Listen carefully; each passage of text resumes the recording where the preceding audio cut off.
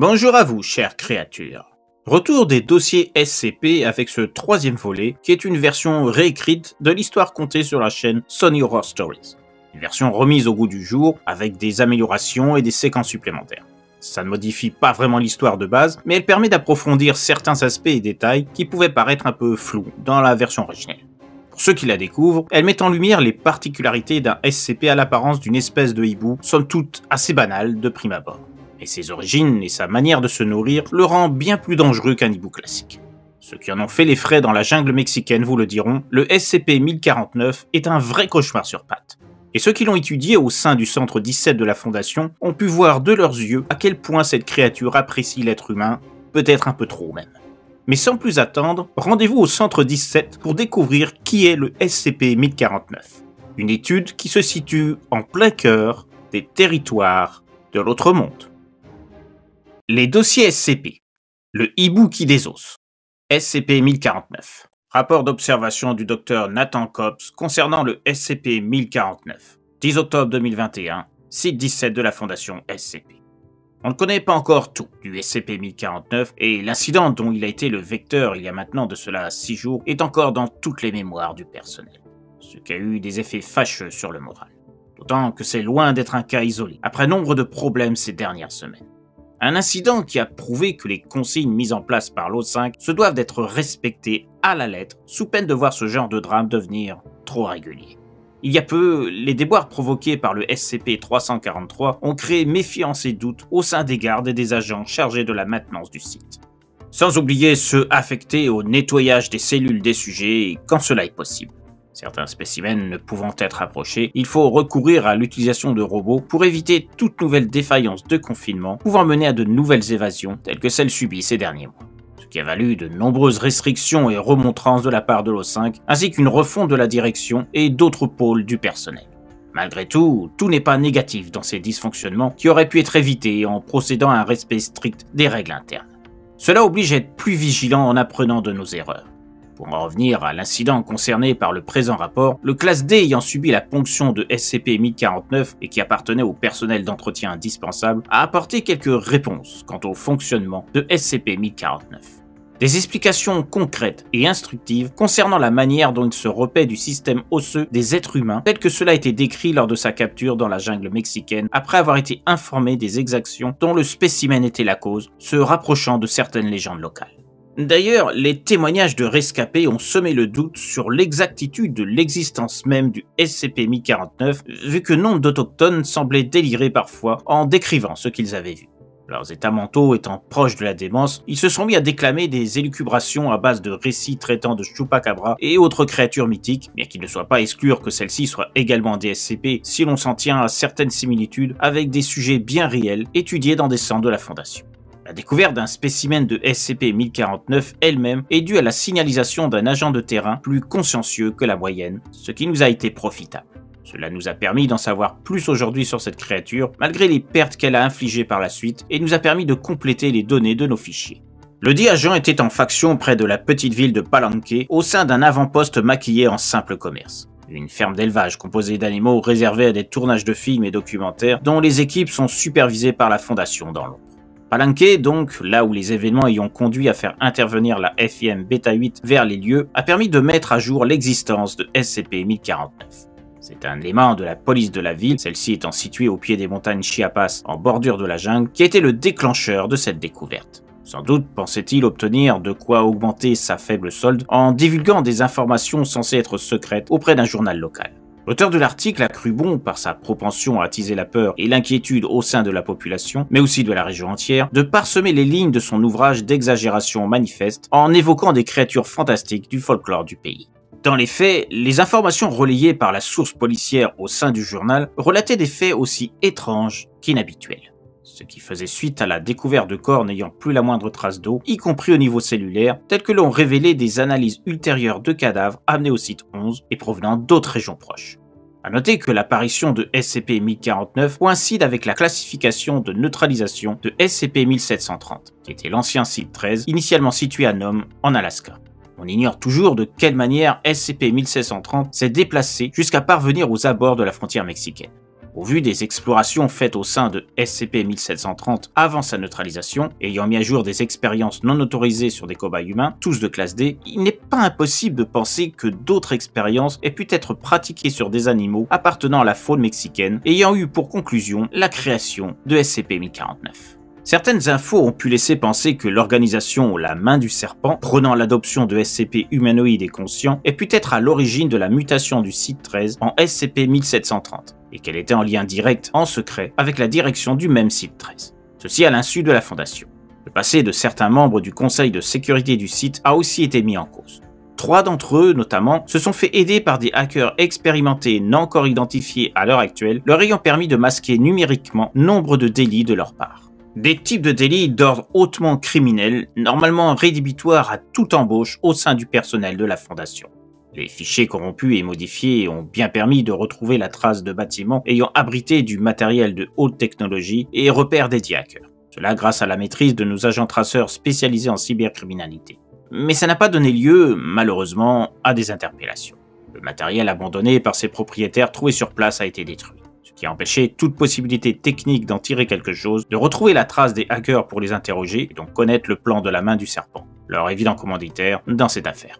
D'ailleurs, s'il n'y avait pas eu l'incident dû au SCP-1730, provoquant des recherches approfondies pour tenter de trouver la cause de ce dysfonctionnement majeur, il y a fort à parier que d'autres sites auraient pu être infectés par le même procédé. L'enquête rigoureuse qui a suivi a permis de repérer d'autres failles du système de recrutement qui a depuis été profondément remanié à la demande de l'O5. Quoi qu'il en soit, les liens possibles entre les événements du site 13 et le SCP-1049 sont plus que probables. Dès lors, il n'est pas impossible de penser que la Main du Serpent soit également à l'origine de la création de SCP-1049 et que celui-ci ait profité d'une brèche de confinement pour s'enfuir lors d'une des explorations de SCP-1730, notamment celle qui a mené à la neutralisation de ces derniers par la FIM-TAO-5. Et qu'il y a une distance de 15 km entre la localisation de SCP-1730 et la frontière mexicaine, il est tout à fait plausible que la nature de SCP-1049, capable de voler, lui ait permis de faire le chemin jusqu'à la jungle de Palenque, où il s'est alors immédiatement employé à semer la terreur par la suite. La FIM-TAO-5 n'a pas indiqué la présence d'animaux modifiés au sein de SCP-1730 lors de son exploration, mais peut-être que SCP-1049 est doué d'autres facultés, encore inconnues à ce jour, lui ayant permis de ne pas se faire repérer lors de sa fuite. Ce qui est certain, c'est que suite aux infos données à la presse locale de Palenque par ce policier indélicat, une certaine vague d'inquiétude a eu lieu et des milices de protection se sont formées dans des villages alentours. Milices qui se sont introduits dans la jungle et dont les corps ont également été retrouvés totalement vidés de leurs os, laissant que des cadavres flasques en plus de visages marqués par une frayeur profonde. L'agent de terrain en faction à l'avant-poste suspensionné plus haut dans le présent rapport, en charge de la zone avoisinante, a eu vent de cela. Il a alors contacté ses supérieurs de la Fondation pour leur signifier ses doutes sur la présence d'un probable SCP non encore identifié à ce moment. Ceux-ci, après accord auprès de l'O5, ont envoyé la FIM Beta 8, dirigée par le Major Finks, pour intercepter et capturer SCP-1049. Celui-ci s'est révélé être un hibou mâle de l'espèce Strix negrolineata, de couleur noire et blanche. Bien que d'un aspect commun aux autres hiboux de sa race, celui-ci est doté de yeux d'un rose rougeâtre. Les rapports de la police de Palenque notifient la présence de plumes sur les cadavres trouvés, appartenant bien à la même espèce de hibou que SCP-1049. Plusieurs témoignages de la population locale ont précisé avoir aperçu un hibou aux yeux d'une couleur inhabituelle, entrant et sortant de la jungle et présent près des endroits où d'autres cadavres, avec la même absence totale de squelettes, ont été découverts. Ces derniers étant plus anciens, le rapprochement avec les corps trouvés dans la jungle n'a pas été fait dans l'immédiat. Au bout de 2 jours de traque, la FIM Beta 8 a pu capturer SCP-1049, ce qui a conduit à la mort du soldat Fearing, après que SCP-1049 se soit posé sur son épaule et l'ait mordu au visage. Au bout de quelques secondes, le soldat Fearing s'est effondré au sol, montrant un corps flasque et entièrement vidé de son squelette. Jusqu'à l'incident s'étant déroulé il y a 6 jours au sein du C-17, on ignorait de quelle manière SCP-1049 procédait à l'extraction des os humains dans leur intégralité et dans un délai très court. J'ai pu établir que SCP-1049 n'a ce comportement particulier uniquement en présence d'êtres humains. En temps normal, il se nourrit de petites créatures diverses, telles que grillons, criquets ou scarabées. De petites chauves-souris et des souris lui sont données 1 fois par semaine. Mais aucune de ces proies offertes n'a subi le même traitement que SCP-1049 réserve à l'homme. Du fait de ses capacités, afin d'éviter tout contact direct avec un membre du personnel, SCP-1049 fut affecté dans une volière de 1 mètre de diamètre sur 3 mètres de haut. Son intérieur ne comporte comme seul élément physique qu'une perche, une mangeoire automatique et un réservoir d'eau. Tout personnel a pour consigne de ne surtout pas s'introduire à l'intérieur de la volière. Par mesure de sécurité, dans le but d'éviter de perdre du personnel utile, seules les classes D sont affectées au remplissage de la mangeoire tous les 2 jours. Celle-ci étant réapprovisionnée à l'extérieur de la volière, rien ne laissait présager de l'incident à venir, car aucun corps n'était censé pénétrer à l'intérieur de la volière. Par ailleurs, celle-ci ne peut être ouverte que par un membre de classe C de niveau 2, ceci par le biais d'une télécommande mise au point par un spécialiste du confinement, tout comme la volière. De plus, il lui faut obtenir l'accord au préalable du directeur du site, ou bien, au minimum, d'un chercheur de niveau 3. Cependant, une faille de sécurité a permis aux classes D affectées au remplissage de la mangeoire de cacher un portable dans sa botte droite. Le portable était en matière plastique, ce qui explique qu'il est échappé au détecteur de métaux présent dans les différentes zones du site 17. Le recruteur du classe D a depuis été envoyé dans un autre site pour négligence, sans pour autant recevoir de sanctions plus lourdes. Sa chance a été que la victime à déplorer ne s'est révélée n'être qu'un classe D. Tout autre membre de classe supérieure ayant été victime de l'incident aurait obligatoirement conduit à l'élimination du recruteur pour faute grave. En ce qui concerne l'incident à proprement parler, le classe D aurait reçu un appel au moment où il remplissait la mangeoire à l'extérieur de la volière. Au vu du rapport d'enquête, le portable était en mode vibreur. Le classe D a voulu répondre, mais en sortant l'appareil de la botte où il était dissimulé, ce dernier lui a échappé des mains avant de tomber à l'intérieur de la volière. À ce moment précis, SCP-1049 était sur sa perche, en hauteur, attaché par un fil métallique, selon le protocole approuvé par la direction pour son maintien en confinement. Le classe D pensait que rien ne pouvait lui arriver, SCP-1049 semble endormir. Mais à peine a-t-il mis sa main à l'intérieur de la volière, afin de récupérer son portable, que SCP-1049 a ouvert les yeux et a foncé sur l'homme. Il s'est alors positionné sur le dessus de sa main et a plongé son bec dans la chair offerte avec une extrême rapidité. Les caméras et les détecteurs de son placés dans les barreaux de la volière ont ainsi pu découvrir le processus de SCP-1049 pour extraire le squelette et les cellules osseuses du corps humain. Celui-ci se fait par succion. Le bec sert à perforer la peau et la chair dans un premier temps. Par la suite, le bec s'ouvre avec un écart de 16 mm. À partir de là, les yeux de SCP-1049 passent du rose rougeâtre au rouge vermillon très vif, comme s'il pratiquait un effort intense lors de cette phase. Il déploie ses ailes de manière uniforme à hauteur de sa tête pendant toute la durée de la succion. On peut alors observer des sortes de stries qui apparaissent durant ce temps sur son cou. SCP-1049 semble s'immobiliser totalement durant l'opération. Après analyse plus aboutie des vidéos disposées de manière à obtenir différents angles de vue, on aperçoit, à travers l'écart du bec, des morceaux d'os passés du corps de la victime en direction du bec de SCP-1049. Ce qui laisse supposer, grâce aux mesures des capteurs de vitesse également présents dans la volière, que la pression d'aspiration du sujet soit d'une amplitude pouvant dépasser le niveau 12 de l'échelle de Beaufort, mesurant la vitesse des vents. Le niveau 12 comprend les ouragans ayant des vents dépassant les 115 km/h. Ce qui donne une idée de la puissance d'aspiration de SCP-1049. Il ne fallut que 11 secondes à SCP-1049 pour vider le classe D de tout ce qui composait son corps d'os, ne laissant qu'un corps mou et sans vie. Après cela, SCP-1049 est revenu sur sa perche. A noter que le fil métallique a été sectionné après que SCP-1049 ait foncé vers le classe D. D'autre part, il a été rapporté, par l'utilisation ultérieure de mini-drones, que plusieurs traces de morsures profondes figurent sur différents barreaux de la volière. Ce qui laisse supposer que le bec de SCP-1049 est à même, à plus ou moins long terme, de couper ceci et pourrait donc s'échapper à force de patience en usant de tranchages réguliers. Tous les barreaux où l'on a constaté ces coupures figurent à côté de la mangeoire et du réservoir d'eau, ce qui signifie qu'il profite du moment de ses repas pour chercher à trouver un moyen d'évasion. Ce qui montre un certain niveau de stratégie de sa part et donc d'un niveau d'intelligence plus élevé qu'on ne pouvait le supposer de prime abord. Sans la mort de ce classe D et sa relative stupidité d'avoir voulu récupérer son portable, il est évident que SCP-1049 se serait enfui à un moment ou à un autre. Et au vu de la rapidité de son action pour vider le corps humain de ses os, plusieurs dizaines de morts auraient pu être à déplorer avant que l'Ira-Tor, impliquant les portiques électrostatiques Tesla et capable d'assommer par onde électrique tout corps vivant incohérent avec les déplacements d'un être humain, ne puisse entrer en action. Je suggère donc de renforcer la structure métallique de la volière dans son intégralité, voire de la reconstruire dans une autre aile du site 17, plus sécurisée, ainsi qu'un mode de ravitaillement n'ayant pas à recourir à du personnel humain. Une précaution qui devrait permettre de parer à toute éventualité, éviter d'avoir à recourir à la FIM ETA 11, la plus qualifiée pour ce type de menace animale. Il y a autre chose qui a pu être constatée concernant SCP-1049 et qui n'est pas à prendre à la légère. Peut-être est-ce dû à un dysfonctionnement des caméras, du fait des rongements perpétrés par SCP-1049 sur les barreaux où sont incrustées les dites caméras par endroits.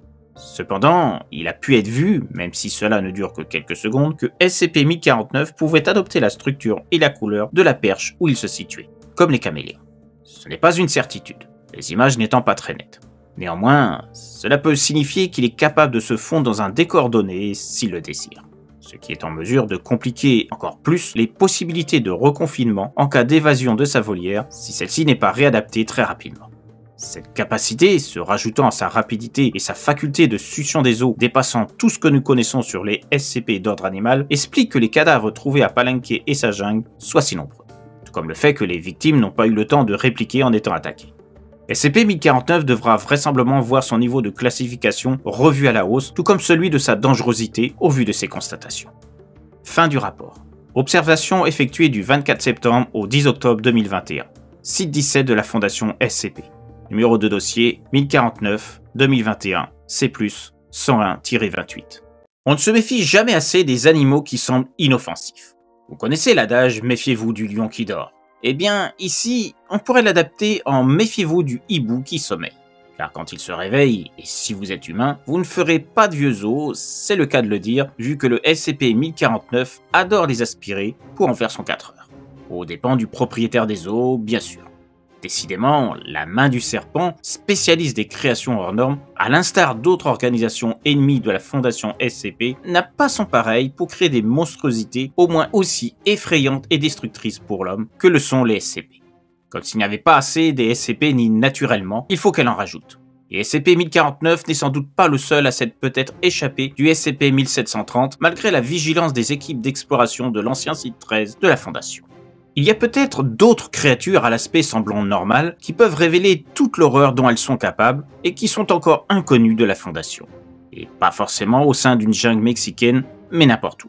Souvenez-vous-en si vous remarquez que le chien de votre voisin vous regarde bizarrement en se léchant les babines, ou que le perroquet qui vient d'être acheté par votre tante dédaigne ses graines en vous lorgnant intensément avec des idées pas très claires sur ses intentions à votre égard. Les SCP sont partout, ne l'oubliez pas, et ont de multiples formes. Il n'appartient qu'à vous de les repérer et de m'en avertir pour que je prévienne la Fondation et qu'elle envoie une FIM pour vous secourir avant qu'il soit trop tard. Ah oui, c'est vrai, vous ne vous en souviendrez pas, forcément, vu que les agents de la Fondation se chargeront de vous effacer la mémoire. Mais bon, c'est aussi bien. Comme ça, vous ne vous rappellerez pas que votre frère a servi de repas à l'une de ces créatures ou servi de jouet dans le meilleur des cas. Quoi qu'il en soit, il est désormais temps de vous laisser et de vous dire à très bientôt pour une nouvelle histoire se situant dans l'autre monde.